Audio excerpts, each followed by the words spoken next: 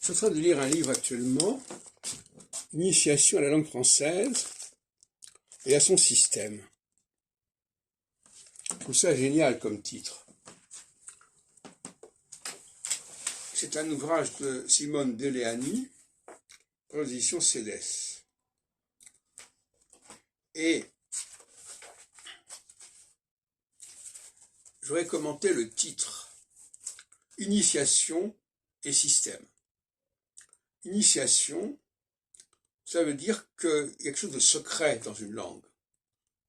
Être initié, c'est avoir pris connaissance d'un certain nombre de codes, de mystères de la langue, d'arcanes de la langue.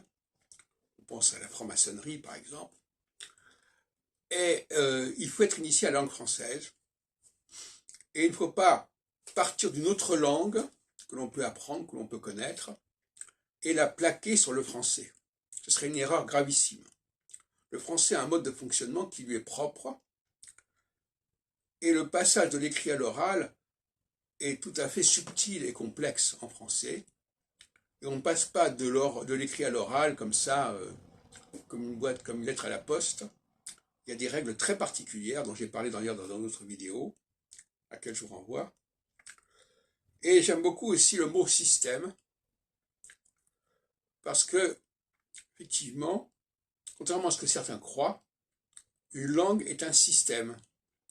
C'est-à-dire qu'elle a été, c'est une architecture, c'est une horlogerie, elle a été construite selon des règles bien précises, et certains voudraient nous faire croire, parce qu'il y a des corruptions, parce qu'il y a que la langue, elle s'est développée n'importe comment, elle est apparue n'importe comment, de façon darwinienne, etc. Non, la langue est l'expression même d'un système, quelque chose qu'on a voulu construire, c'est un jardin à la française, elle obéit à un plan, elle obéit à une symétrie, et quand elle ne le fait pas, c'est qu'elle a été corrompue, qu'elle a été altérée.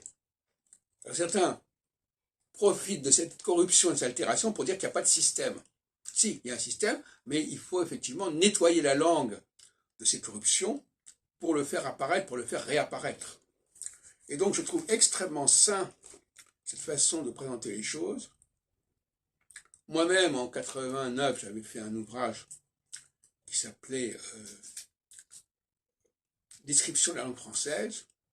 Eh bien, la description d'une langue, c'est effectivement de préciser comment on peut s'y initier et comment on peut reconstituer son système.